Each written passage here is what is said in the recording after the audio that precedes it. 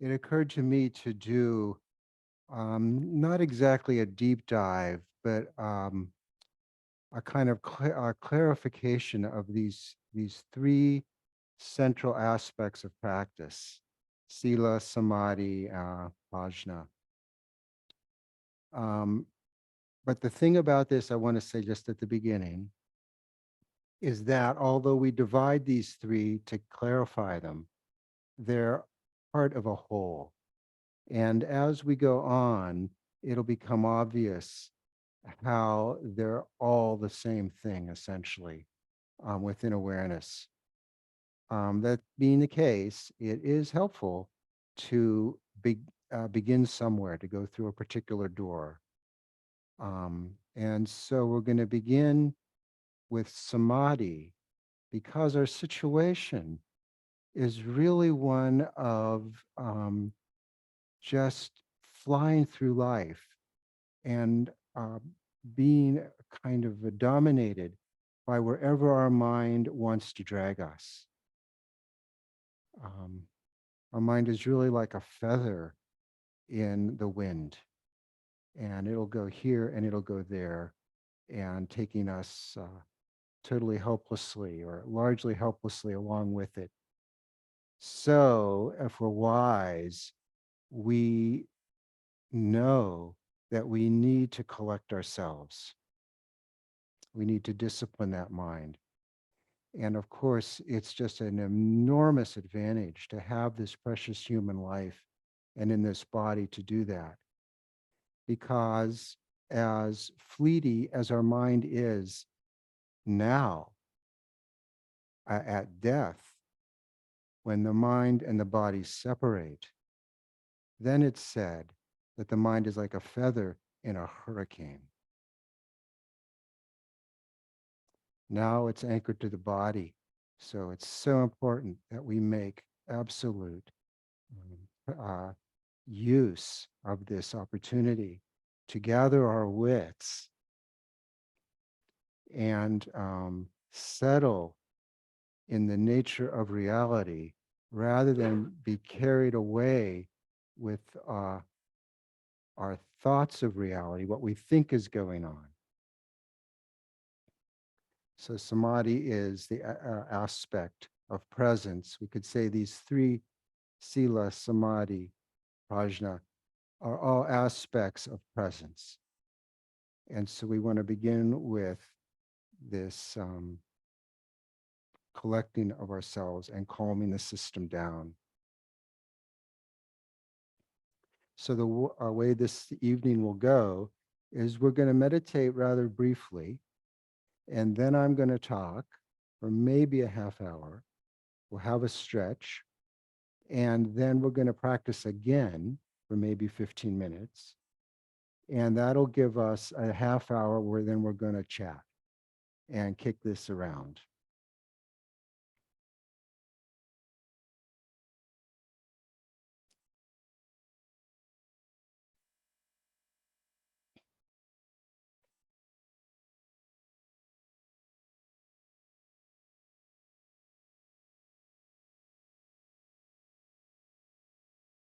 And so, as usual, to begin, let's take refuge in the Buddha, Dharma, and Sangha until enlightenment. By the virtue of disciplining our mind, opening our heart, and purifying our mind stream, may we obtain Buddhahood for the welfare of all beings.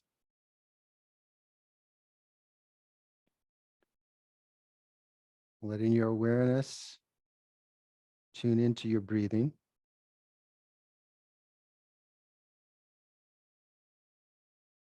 Noticing the sensations of the breath.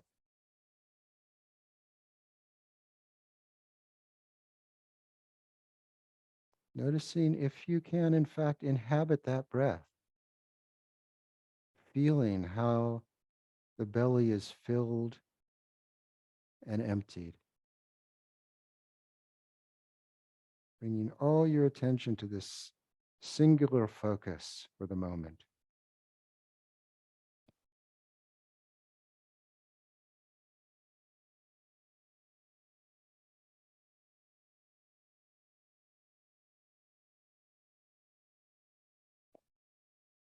following the breath all the way in and all the way out.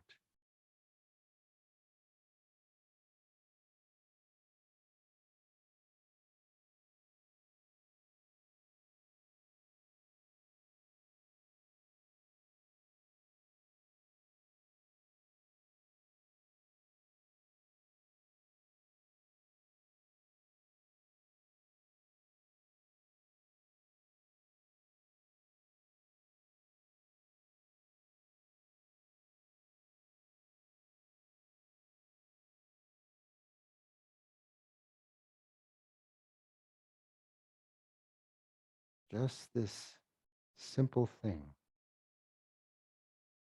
being filled, being emptied.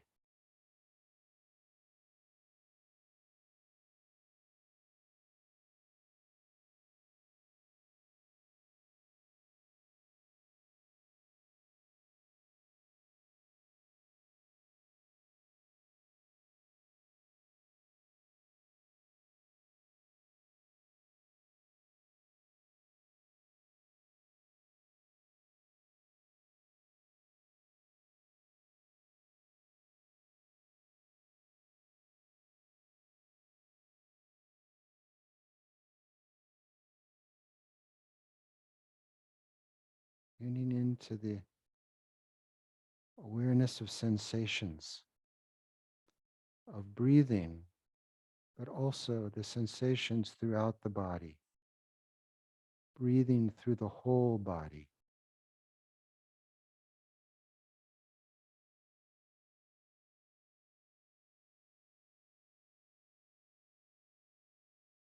So you may well find it helpful, as I do, to scan through the body as you breathe, from the top of the head, down through the face, noticing any tensions you're holding in the face, around the eyes maybe, the jaw.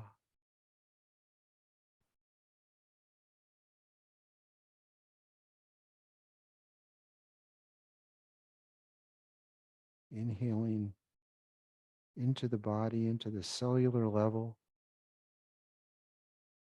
exhaling whatever tensions you encounter, letting yourself settle, easy and whole, down into the neck,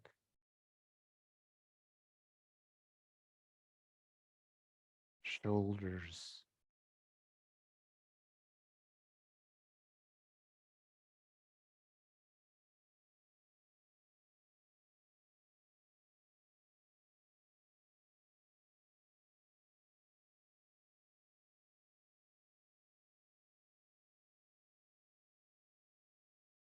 arms, wrists, fingers and palms.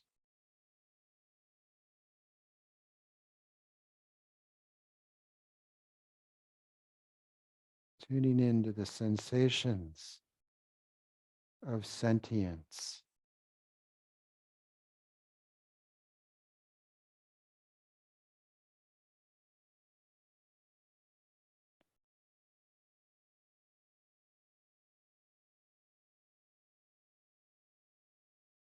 and from the shoulders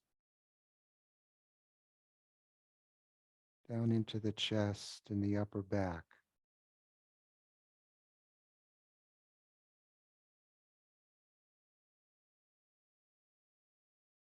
heart and lungs,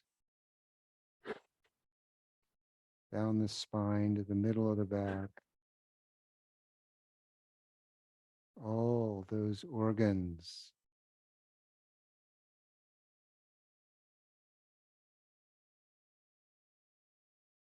intestines, everything in the abdomen,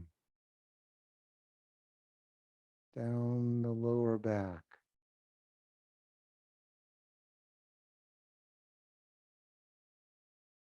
feeling the fullness of the breath in the center of the body.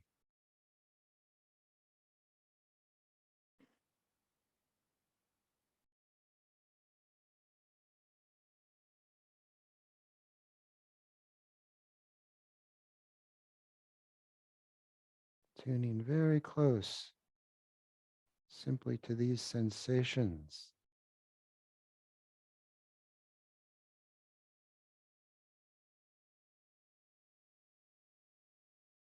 Down into the pelvis,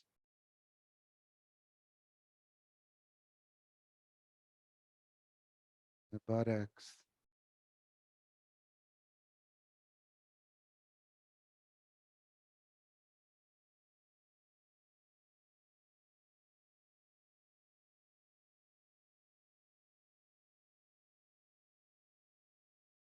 thighs, knees, calves,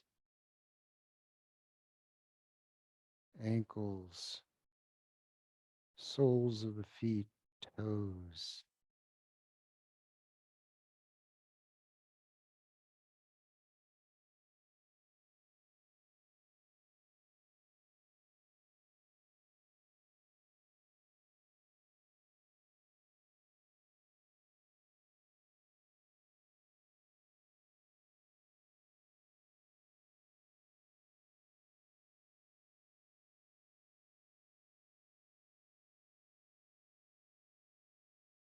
Being here in the physicality of the body.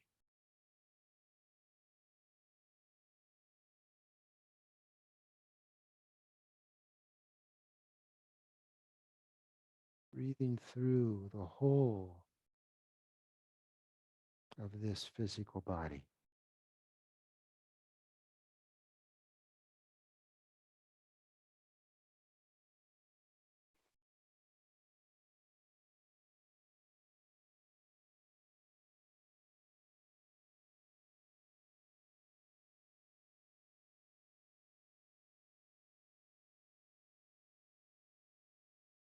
Mindfulness of breathing, of sensations.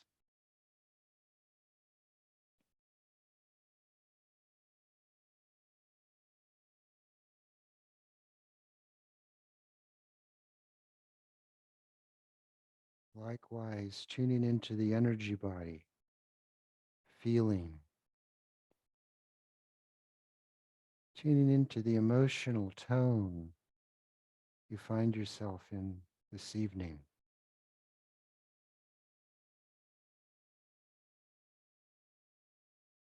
How things are sitting for you on the inside. Breathing into that emotional body.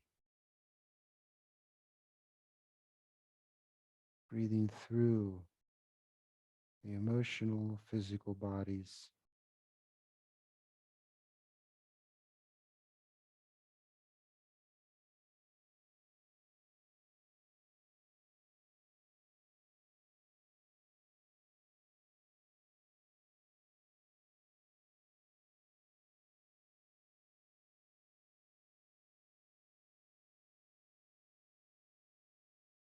Noticing what's happening in the mental body and letting it happen. Letting whatever thoughts or images arise, but not giving them any energy. Simply noticing the presence of thought, feeling, or sensation. Moment to moment awareness.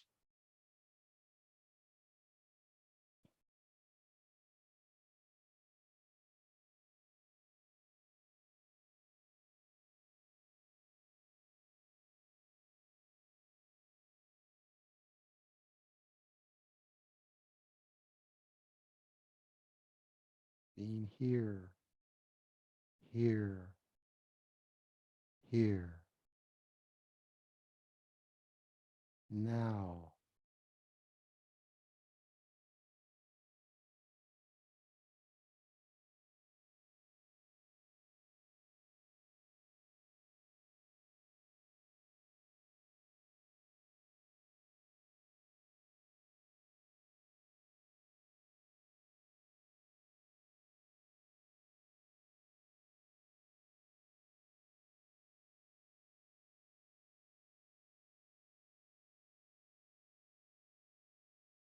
Whenever the mind wanders, coming back to the here and the now, to the breath and the body.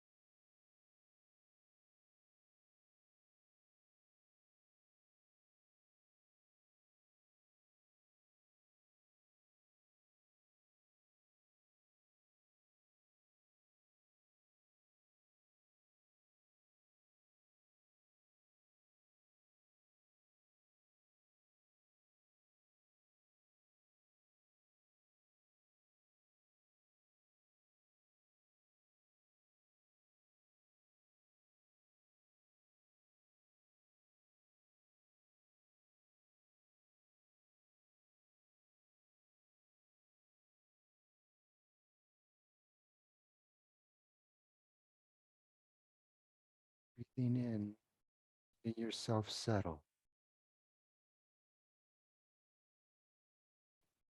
undistracted. Breathing out, letting yourself settle.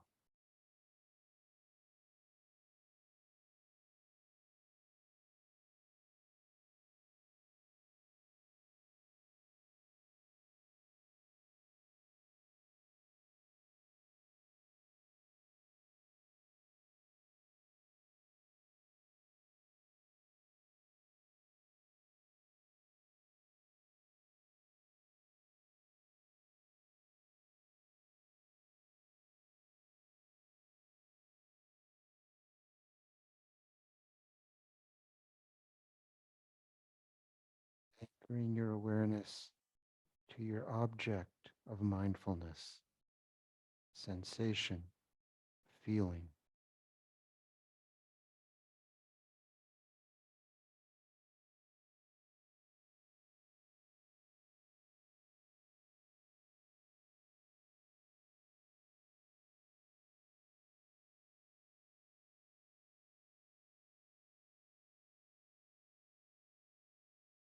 The mere fact of thought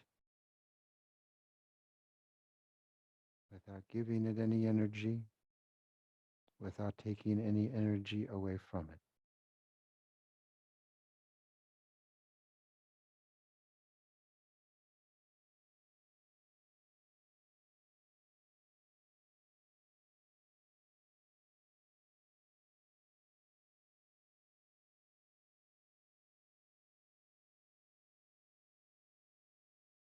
Noticing each moment what it is,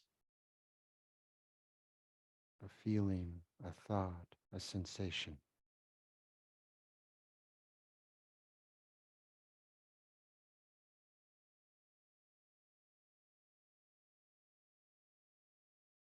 Staying very close to yourself, to the immediacy of your experience, the object of your momentary awareness.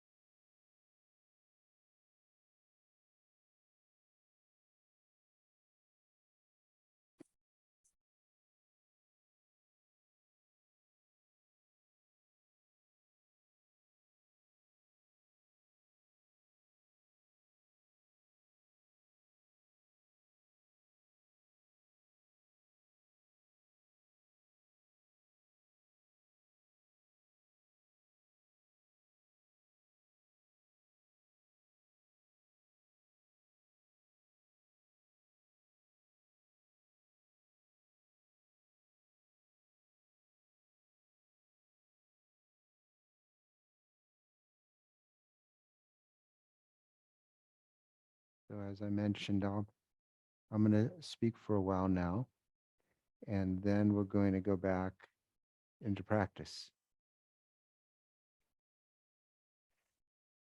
So this series, Dimensions of Practice, it doesn't just mean there are these three aspects of moral integrity, calm abiding, and insight, but that each of these aspects have dimensions themselves. And that's really what I want to share. Beginning at the beginning of the Dharma in the Pali Canon, it's very clear there are two paths. There's two dimensions. There's the mundane path, and then there's the noble path. Literally, the Arya Magga, which means higher path. This distinction carries all the way through the Dharma. In the Mahayana, we talk about two truths: relative, conditional, and absolute, unconditioned. In the Vajrayana, we talk about accumulating merit, preparing, and accumulating or stabilizing wisdom.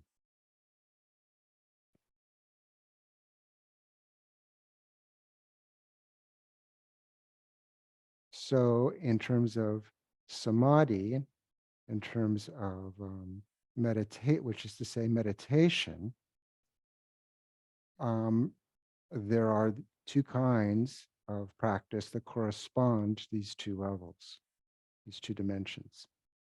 There's mindfulness within our dualistic vision. And then as that dissolves, we enter this noble path. And then there's continuing in non-dualistic presence. This is normally not so much discussed in the Theravada, but frankly, it's not all that much discussed in the Mahayana either. And to tell the truth, it's often kind of overlooked or not focused on in a lot of Tantra, Vajrayana. But life is short and our time is precious. And so I feel it's important to respect both of these things. To whatever degree we have the capacity to find ourselves in an unconditioned state of mind. And also, I want to teach from this a little bit so that we're on the lookout for moments of naked presence, shields down. Because my experience is that more that I've been clued in to the possibility of instantaneous presence, the more likely I am to recognize those moments. And it's only by recognizing our unconditioned nature, our true nature, that we have any chance of becoming awakened. So today is samadhi, which is really corresponds to samatha practice. So there are the two kinds of meditation, right? The samatha and the vipassana. And so with the samatha, we collect ourselves. Without that, nothing works. We have to gather our wits, settle in. Otherwise, we're bouncing around. In one way or another, dominated by attraction, aversion, and indifference.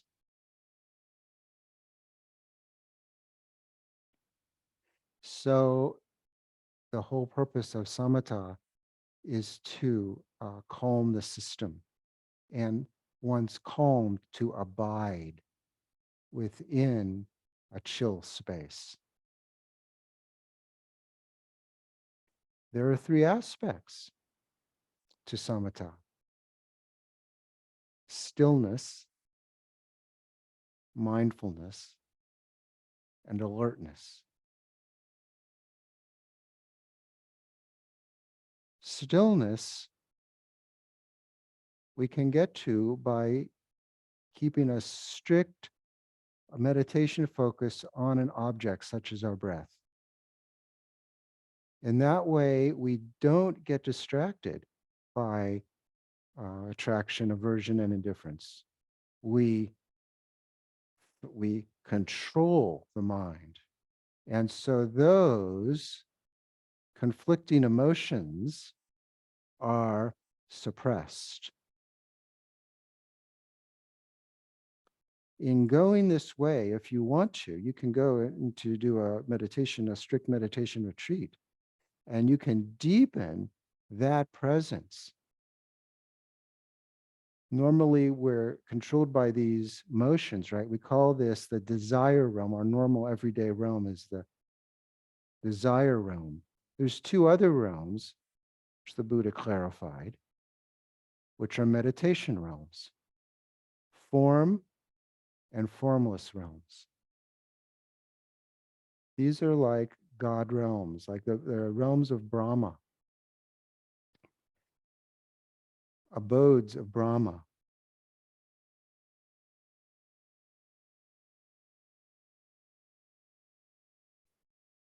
You can get to extremely delicious states of mind when the mind is so still, so quiet. There's all kinds of bliss that can arise, for instance. Thoughts diminish, bliss arises,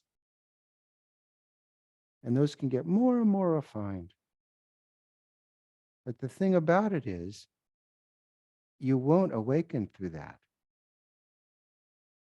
because you've been meditating, you've been exerting intention and action, you're creating a conducive space for yourself. Since you've created it, it exists in time. It will last for a while and then it will pass like everything else, impermanent.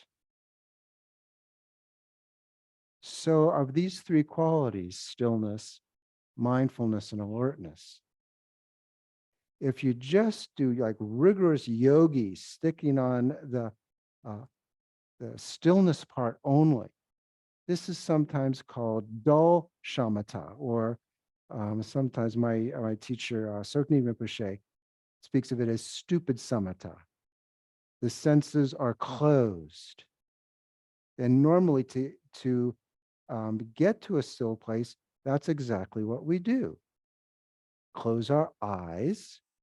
We go to a quiet place, hospitable place where there's not a lot of noise, or ideally no noise at all. Silent place, for instance. Often then we'll also keep our food very simple so we don't get all carried away with taste. We keep that also very simple. This practice is really one of voluntary simplicity.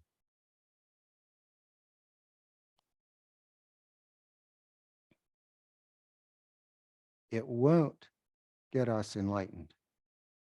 It will create conducive circumstances. So we don't want to only be still, we also want to be mindful of what is going on. So the second quality of mindfulness is always an object. We stay with that object, not carried away. And there's an object there we're always mindful of. Alertness has to do not with the object, but with the context, the wider context within which our object of mindfulness exists. So we might be sitting, watching our breath, but it's alertness that also is aware of the temperature in the room.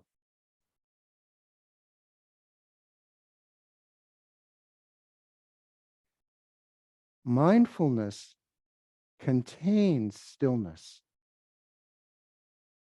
Alertness contains mindfulness, like nesting Russian dolls. It's all within awareness.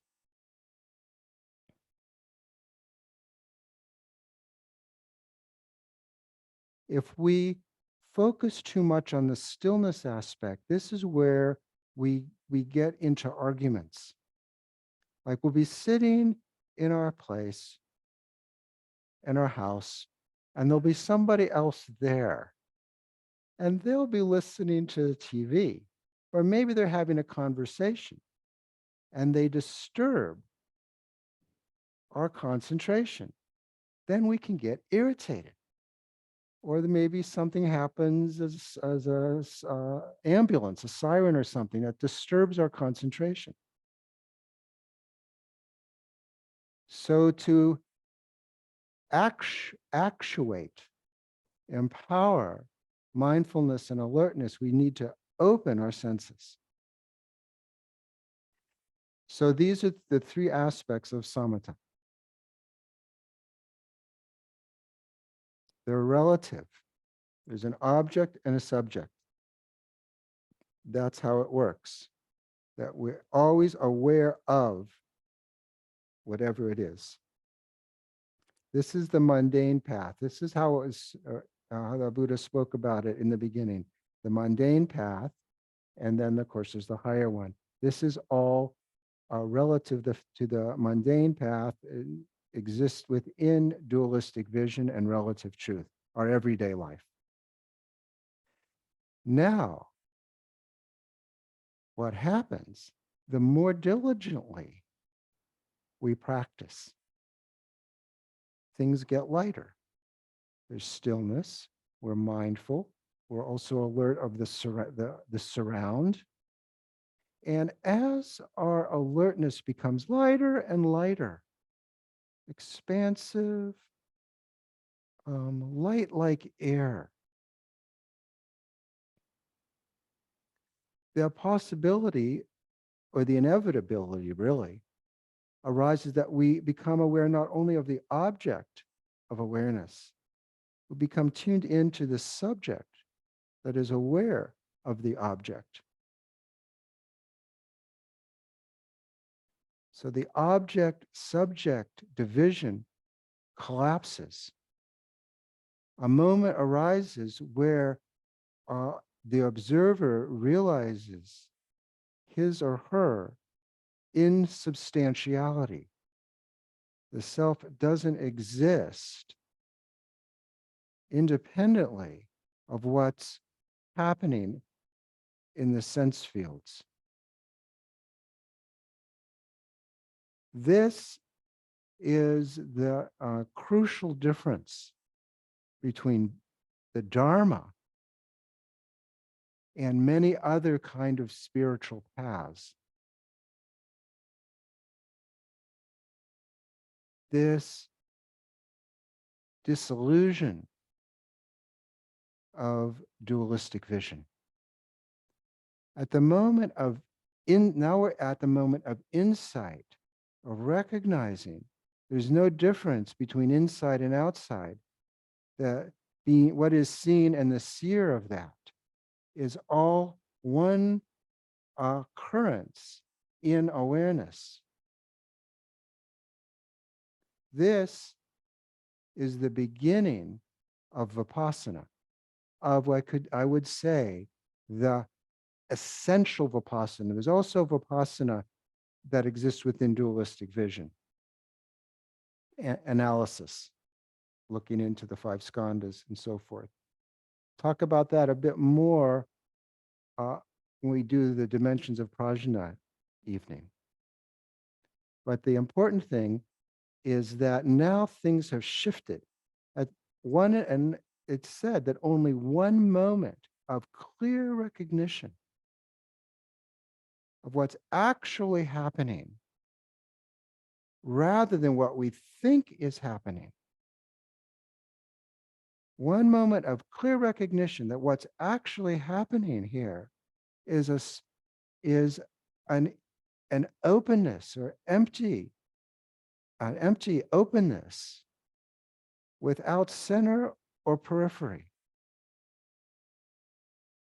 Is that where the vanishing point of self, of mind, that vanishes. We always locate everything vis-a-vis me. And at some point that drops. And ah, that moment of seeing it can be very fast, and usually it is quite fleeting. But a clear recognition of that formally in the Dharma is now we have shifted paths and now we're on the noble path. And I just been repeating this a lot lately because I just love it so much. Once we have that glimpse, we never go back. Well, we're not done with our karma, but that glimpse puts us permanently on the path of awakening. And so in original Buddhism, in the Pali Canon, then it said we have 7 lifetimes, and because we can't unforget that. So we might continue to be deluded, but there's going to be a niggling, a stronger niggling than before. So we want to prepare ourselves for that vision. And once that happens, then these 3 qualities of samatha, stillness, mindfulness, and alertness, they continue. They don't stop. They continue, but they continue in a higher octave.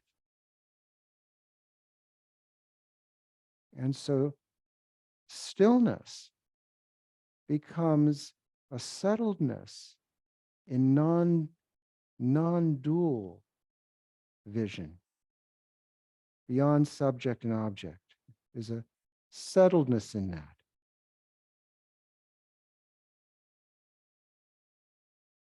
Mindfulness meditation becomes contemplation, effortless contemplation. The Sanskrit word is dhyana. And so this is when the Buddha in his sutta, the Vihaya Sutra, is talking to Baha'i, and he says, Baha'i was bugging him, tell me what's the Dharma. I'm a householder, I don't have time. I just need to know. I really want to know. He goes, well, Baha'i, it's like this.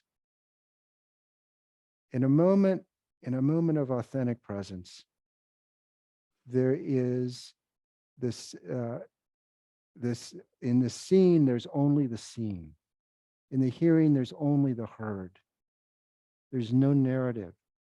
There's no one in between. There's no you there. When there's no you there, Bahaya, there's no grasping. When there's no grasping, there's no more suffering. That's the gist of it. I mean, I'm paraphrasing. This is the mindfulness he meant, dhyana in Sanskrit. And then when it went to in China is really where this developed. And particularly the 6th Chan patriarch, Huineng, was the clearest on this point. And that's where he would say that dhyana, which became known as Chan, and it's kind of unclear how that translation happened, which then became Zen in Japan and Korea. Dhyana is the undividedness of samadhi and prajna.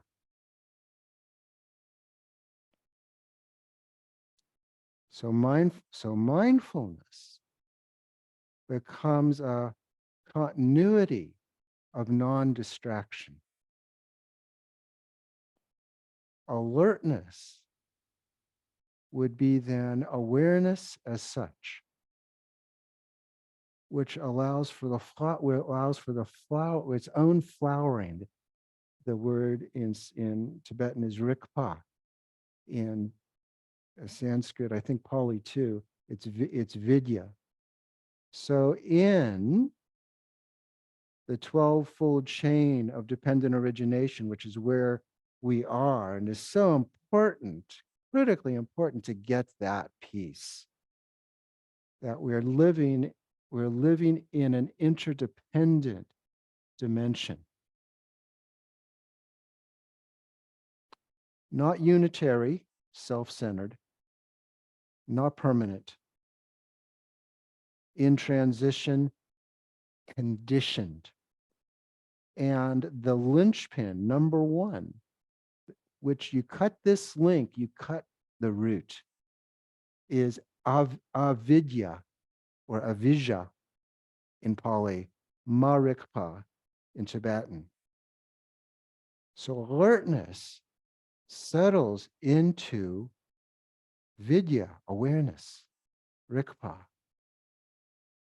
primordial awareness.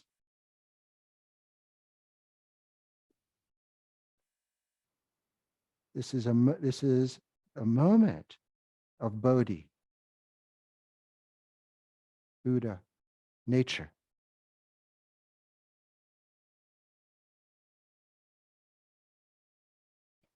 Once you've had a glimpse, a taste, it's got you. So fortunate. You can't forget it. This is how it's said. And I think it's true.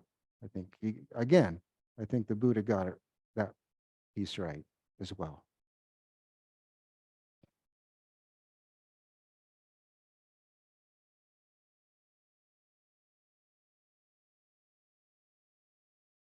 Within naked awareness, not some other awareness, this awareness, the one right now in this room, you're already paying attention. It's already here. The thing is to like get it and like just recognizing what is as it is enough. So proper dhyana, proper contemplation, is nothing that can be meditated. It's nothing that can be accomplished. It's nothing that can be done. This is kind of important.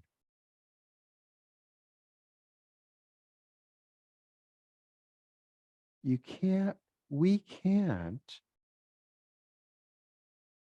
do enlightenment. We can't, it's impossible to achieve. You say that again. Enlightenment is impossible to achieve. It's nothing we can do. It's only possible through non-doing, non-action.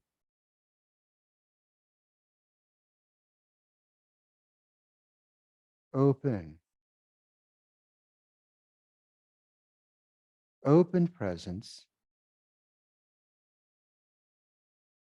presence that knows it, that is clear, that knows itself, that can recognizes its own spacious quality. So this quality of alertness then can unfold all of its qualities, such as expanded openness of mind and heart, clarity of mind, non-confusion, um, unceasing, spontaneous compassion, natural warmth.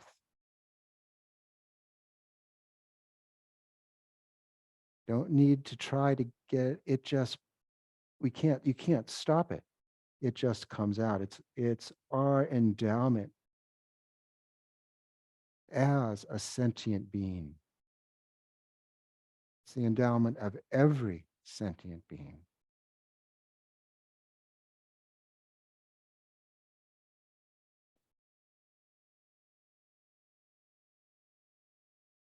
So the practices on this mm, noble on this noble path are a little different than the practices on the mundane path. So on mindfulness, you could say meditation on the mundane path, we always have an object.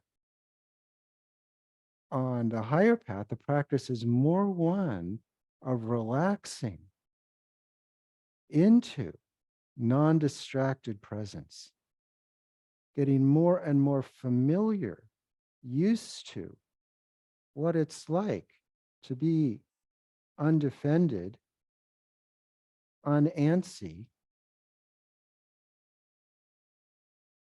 non-striving, non-grasping, getting more and more familiar with it, allowing it to be there, making the mundane path. We want to make circumstances conducive for relaxing, but relaxing with cognizance.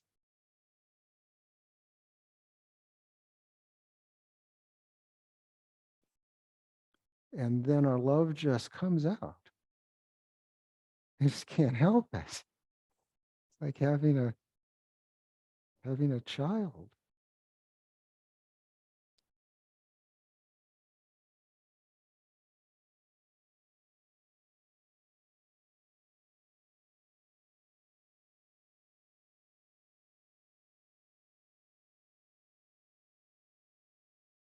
Corresponding to these two um, paths,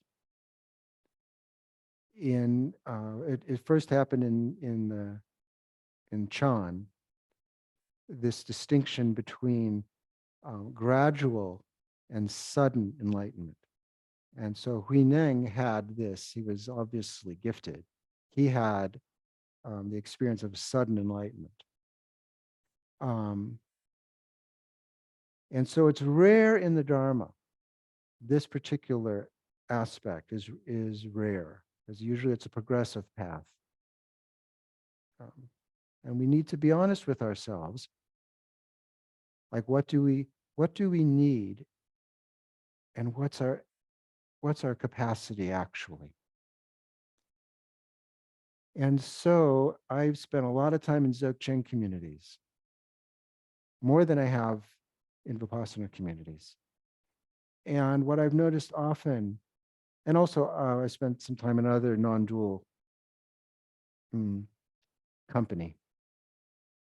And what I've noticed is the danger on the high end is overestimating one's capacity. But what I think might be more of a danger for kind of more serious meditators who, and also more humble in a certain way.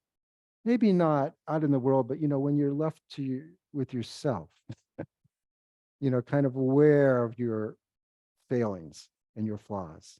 There's a self-honesty for these noble people, not in the noble path, just in a regular word. I consider that a nobility, self-honesty, um, and self-respect. I just think are characteristics of just human nobility. I think there could be a propensity to underestimate your capacity. So it's so important to be aware, to be able to look at yourself, not just do the practice to do the practice, but also to like do the practice, but then kind of like pause and see like how's it going? How's it working? Because sometimes with the Vipassana practice, so that really it's a samatha practice, with eyes closed, for instance, you know, you, you can fall asleep. And we sitting there, the mind's wandering and so forth. I was on a retreat with John, um, Travis up here in Harmony Ridge a little while ago. And when before a Dharma talk, at a Dharma talk, there was a sit, right? And then there's a Dharma talk. So there was a sit, and then John was talking, and he started talking about prapancham, which is proliferating conceptualizations. He goes, and so we sit and we have prapancha, proliferating conceptualizations. Nobody in the room objected. Say, no, I've been sitting, I've been perfectly still and quiet and impeccable mindfulness this last hour. Nobody, nobody objected. Everyone said, yeah, me too, right? We were all there, right? That's monkey mind is the way that it is.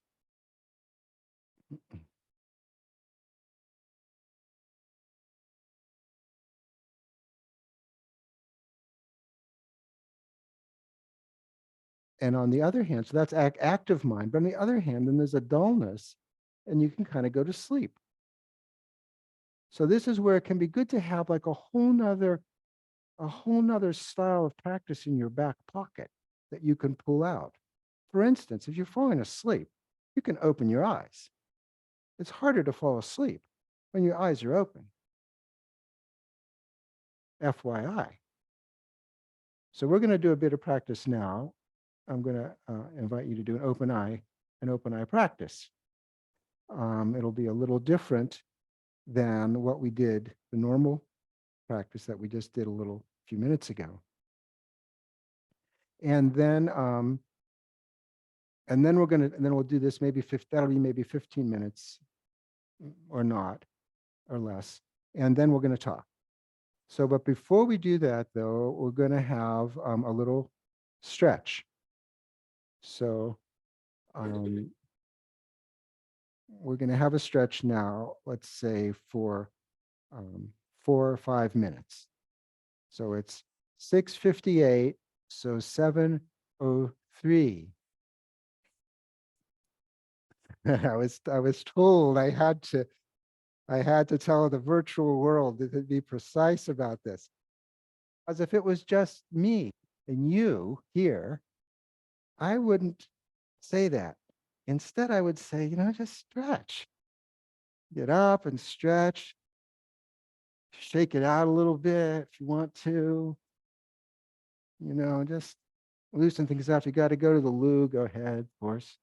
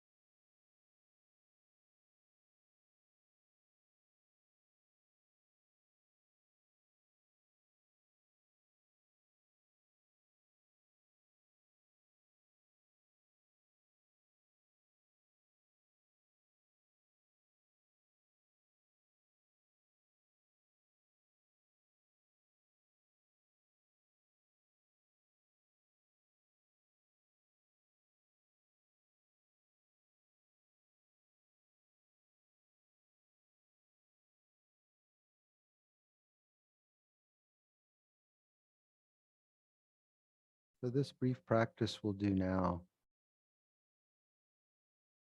Let yourself get comfortable as you are. Good to have a straight spine.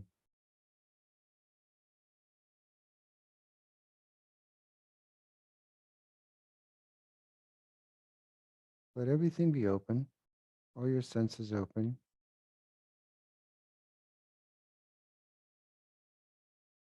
Your gaze just kind of maybe a couple feet in front of you. You're sitting or wherever you're sitting. But very soft eyes, not really focusing on anything. Allowing your vision to be wide angle.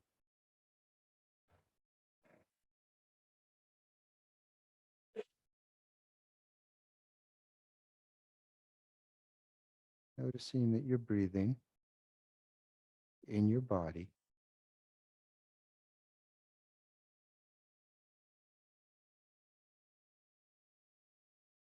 And let everything happen.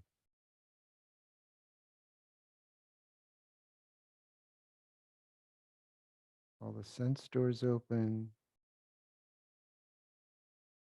Subtle energy can flow, emotions can flow, thoughts, whatever, can come and go.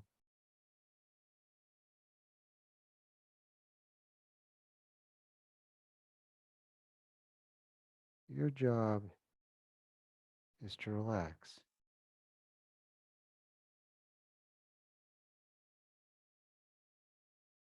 within the clarity of the flux.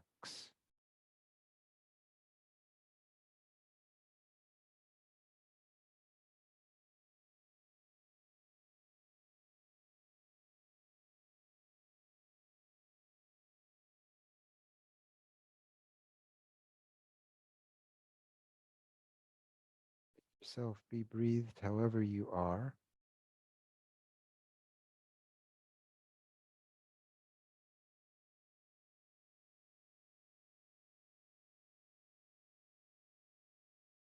Letting mindfulness happen on its own. Resting in the field of awareness, the spaciousness of awareness, within which all this stuff comes and goes in its own way, at its own time. You're letting it all be.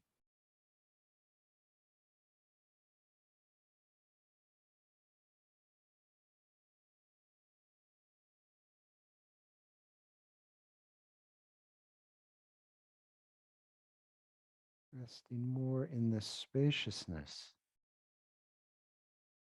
than whatever happens to be floating through.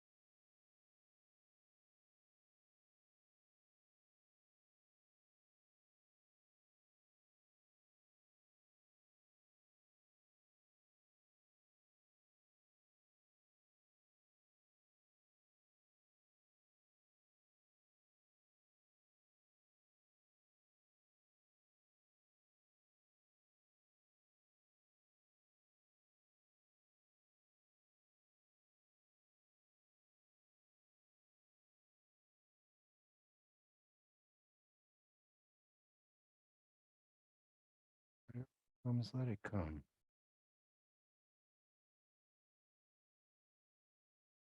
Whatever goes, let it go.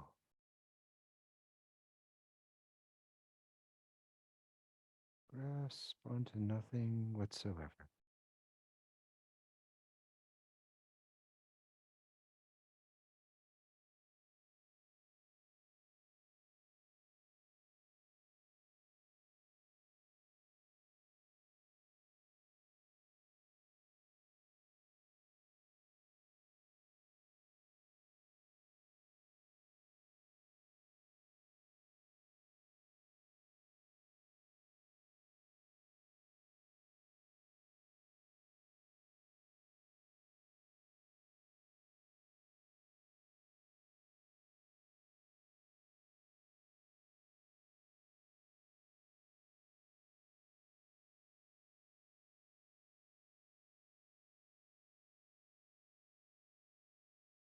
Not meditating on anything. Rest in non distraction.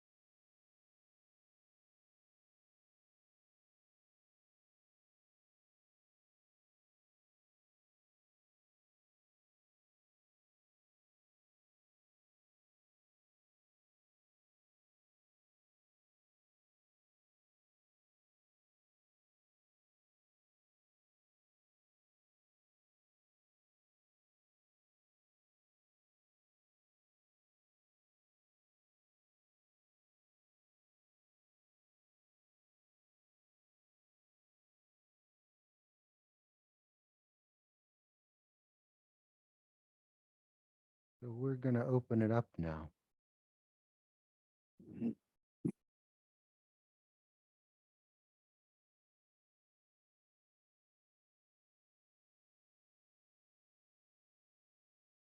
So I believe the formula is that if somebody has a question or a comment, we're going to begin here in the hall and then take turns between the hall and then virtual.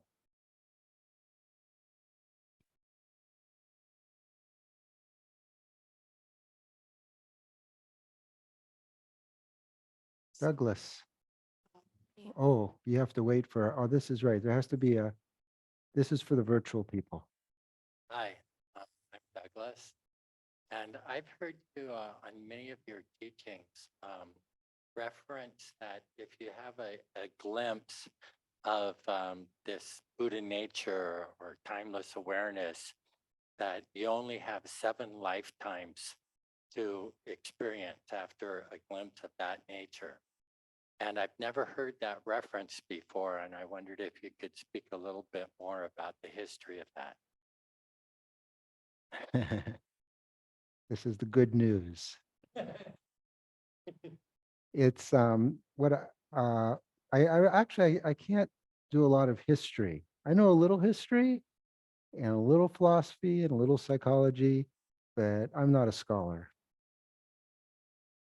which saved my bacon because I could have been. The road not taken. Well, so what I'll say is I've said that that's kind of how it's talked about, 7 lifetimes. But really what that is seven what are called bhavas. So if you know the 12 links of dependent origination, bhava is one of those links. And it means like an incarnation into a dimension, into like a dimension, say, of an animal dimension or a human dimension or a God dimension. And it's usually translated as becoming. And then the next link is then jati, which means then birth, right? So you 7 bhavas. So like in the human dimension, as the Buddha unpacked it, um, we have like a human incarnation, but we might have several lifetimes in this bhava before we exhaust our karma. And it may also be that we can um, continue our time here, or we can truncate it depending on how we use our life. Like if we use our life in a human way rather than in an animalistic way, or getting too much aggression or something. If we stay in the middle area, then we might have more human lives. We want to have a human life. So 7 bhavas. Now that might be more than 7 lifetimes, or it could be less. It's on the future is not written. It depends on us, on how um, diligently we devote ourselves to our own awakening, becoming, as the Buddha said, a lamp, illuminating realm unto ourself. So depending on our motivation, on our willingness and our ability, these two things are required for our capacity. I use the word capacity. What I mean is interest and capability. We have to be willing and able. We might be really willing, we might really want it, but we may lack capacity. Our mind is just bouncing like a super ball. And so we need to discipline that. Or we might have high capacity, but we're not very interested in our own freedom and our own awakening. When we're interested, like getting on in the world, becoming wealthy or attractive, or the usual suspects, um, these poisons. So it's good to this is where it's so good to know ourselves, so that we know what's my what am I really devoting my life to? This life that's fleeting, it's hurtling by. How purposeful am I in this life? Am I wasting my time, or am I not willing? Now, how able am I to open? Basically, that's it. How able am I to drop the shields, drop my defensive shields, open my mind, open my heart? And then, to the extent we have glitches, we work on our glitches. This is where this practice that you guys have inherited, which I began with, of the Theravada, the Vipassana, is so valuable. It's so existentially sober. Don't get ahead of yourself. Don't think too much of yourself. Be really honest with where you're at, and deal with what's really happening. So then we work with ourselves. So how long it takes depends on you.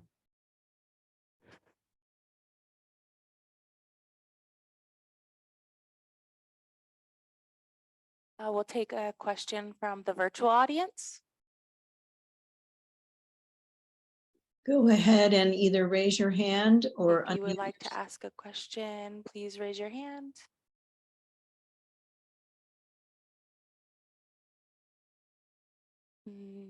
I don't see anyone, so we're gonna go someone. Oh, Meryl. Meryl. Well, Meryl, go ahead and unmute yourself. Yep. do it. I'm going to take the opportunity. I just feel like sometimes I ask You have too a many. question, Meryl? You have to I- unmute yourself or something. I am. I am. Can I'm you, unmuted. we can't hear you. I don't know. Sorry about that.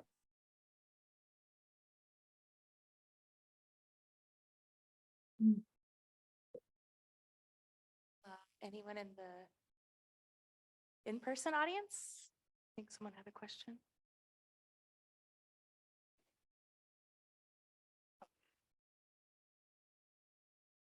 Talk into it.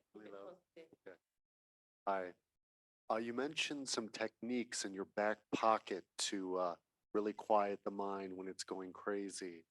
What are some other techniques you have when it's a monkey mind? Well, it's good to have two back pockets, right? And so there's one for when, you're a mess.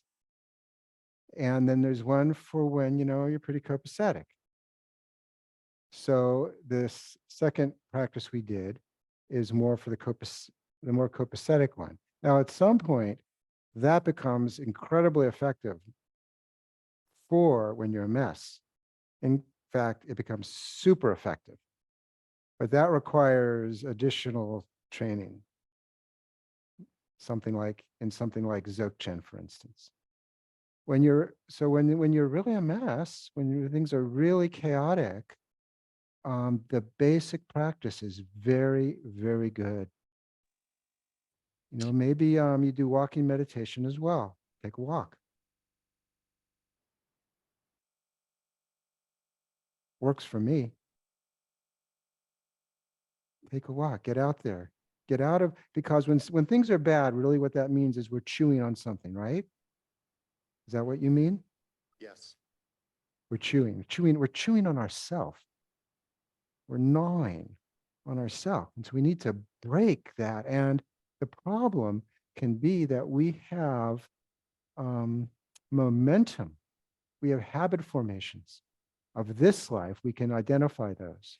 Don't even have to go to previous lives, but often in this life, we have stuff that's unresolved trauma, all variety of unresolved issues. We've been victims of crime, so we have that end.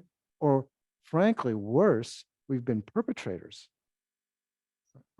This is considered worse in the Dharma. This is heavier karma than being victimized. Either way, we can be bothered by thoughts. And so we need to befriend what's going on underneath the runaround, chewing. Why did she say that? Why, blah, blah, blah, blah, blah. We need to get under that narrative, that self-talk, and into the body. That's extremely helpful. So this is where drawing the energy down from up here down to the heart, or better, down to the belly if possible. So deep breathing, walking, anything like walking it off. But then mindfulness of walking and mindfulness of being like, now it's beautiful. It's outdoors. The weather is pretty good. Smells nice. Beautiful colors. That's very, very effective. Get into the body. And then, like I'm saying, walking, but whatever tools you have in your pocket already. Maybe you know Tai Chi, maybe you know yoga. It doesn't hurt to learn these things on the body level. And so Tai Chi, something like that, or Qigong is nice because that also now works on the energy level. And so when we're really distraught, we're emotionally distraught, that's really a disturbance of energy. Then it fuels the mind, which spins. Further, lifting, screwing with our prana, with our chi. So we want to calm all of that down. How does that sound? Thank you. Rick. Thank you, Rick. Anyone from the virtual audience? We have only a couple minutes.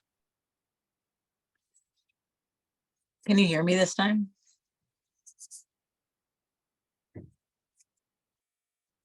All right. And just say your name. I am David. So in my meditation practice, I understand, letting go of the distractions.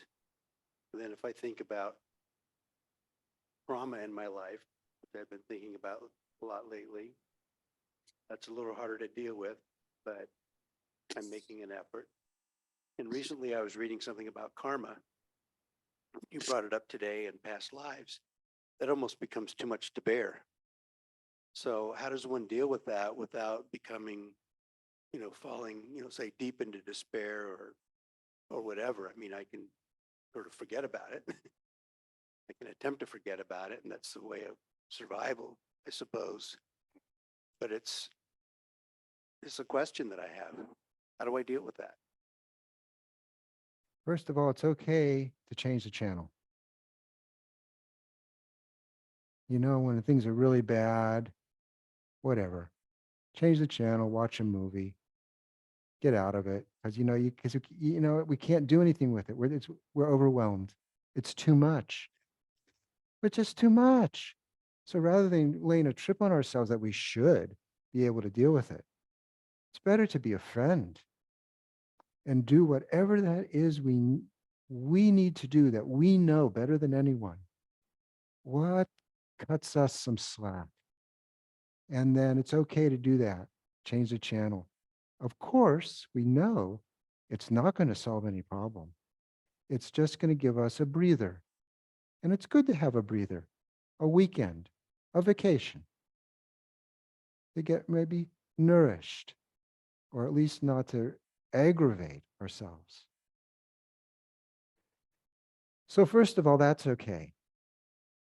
Then when we have more of a peace of mind, we have more bandwidth, a little more capacity, then it's good to look into it, but in a conducive setting, whether it's on a meditation cushion or it's in your garden or wherever it is, on a walk, to then deliberately open up to what is bugging me, what's unresolved in my system, my trauma, and then deliberately opening to it, breathing it in, befriending it. So we did a day long a little while ago on a practice called Tonglen. You know of this? Not by name. Have you ever heard of Pema Chodron? Oh, you got some good stuff ahead of you. Yes. So Pedro, okay. Go to her. Anything she's written, any audio recordings that you can find, because she's like channeling this more dynamic way of working. So the Samatha Vipassana is a very gradual, very slow, it's slow and easy, steady and true. And will work, does work over and over. It's worked for so long. But when the going gets rough, the Tonglen has a little more power to meet intensity of a situation. But it is a steeper path. So it's really, we say befriending, but before you can befriend something, you got to get close to it. So of Vipassana, we kind of wait until something comes up. In a Tonglen, we go after it. We deliberately take it in, the hurt, the pain, the agony, the confusion, whatever it is. We take it in, the dark. Breathe out something light, lightening it. So I would highly recommend this practice for exactly this. When for trauma, it's really, really good in terms of what the Dharma has to offer. thank you.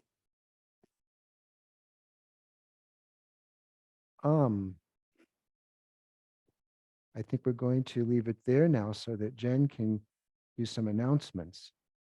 And so I'm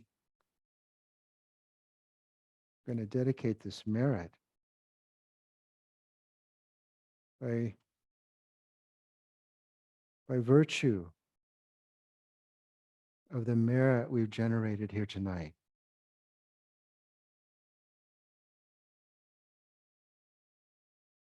May we pacify our conflicting emotions, open the mind, open the heart, and attain Buddhahood for the welfare of all beings. May all beings be free of suffering and the causes of suffering. May we be free, may we be filled with happiness and the causes of happiness. May we never be parted from happiness, free of sorrow.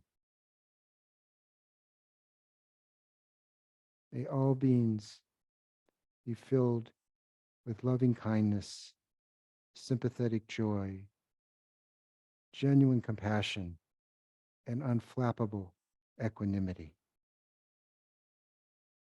May all beings everywhere be free.